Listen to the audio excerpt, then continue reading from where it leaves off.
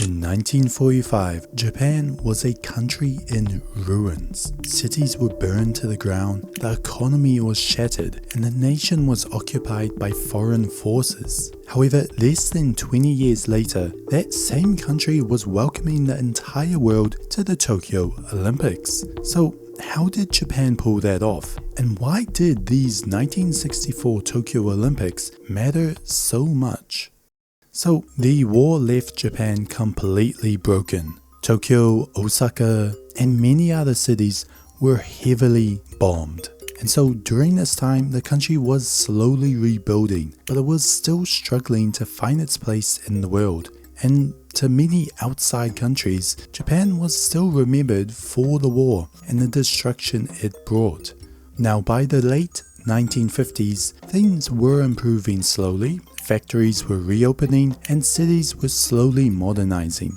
But Japan still needed something bigger, a moment to show both its own people and the world that it had truly moved on from the war. And that moment would come with the Olympics.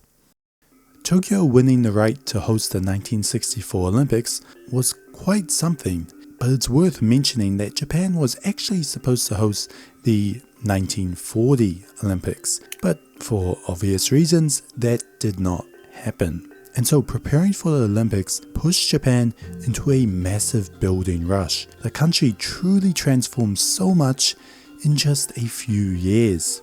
Massive skyscrapers were built, highways were built across Tokyo, and the airport was expanded.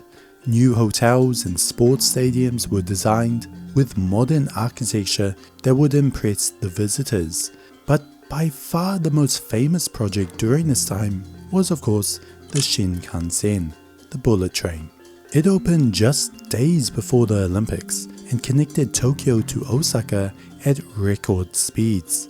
This, while amazing for transportation in Japan, it was also a symbol showing the world that Japan could not just compete with the other first world countries, but even surpass them. And these changes, of course, didn't disappear after the games ended. The Shinkansen has now become a symbol for Japan, and other countries have also built their own bullet trains. Now, the 1964 Tokyo Olympics were also the first games broadcast worldwide by satellite, and so many countries saw Japan live on TV for the first time. What they saw surprised them. They saw clean cities, they saw advanced technology, modern buildings. It was very different from the image of Japan that many people still carried from the war years. And this new image mattered a lot for trade as well. It helped Japanese products gain trust overseas, as at this time the association with a Made in Japan sticker was not exactly a positive one. Not just because the actions in the war, but because their products were pretty bad and were usually knockoffs from Western brands, similar to how Made in China is today. But from this Olympics, and especially towards the 1970s, Japanese cars, electronics, appliances started to sell a lot better. Tourism slowly increased. From this moment on, Japan transformed itself from a former enemy to becoming a respected global partner for trade. Now, inside Japan, the Olympics had a powerful effect. See, for many people, this was proof that all the rebuilding was worth it. And one of these moments came during the opening ceremony. The Olympic flame was lit by Yoshinori Sakai, a young man born in Hiroshima on the day the atomic bomb was dropped. This was a deliberate choice from Japan to be seen as a country focused on peace. And for ordinary Japanese people watching on TV or attending events, it was a moment of national pride that they could rally for, which they hadn't felt in a long time.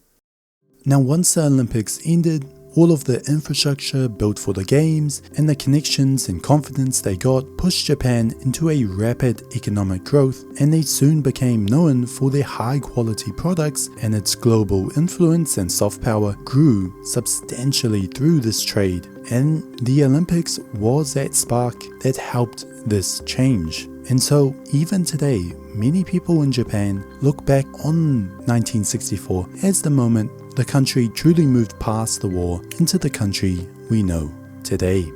And so with that, I hope you enjoyed. If you want to see more videos like this, then please subscribe and like the video. See you next time.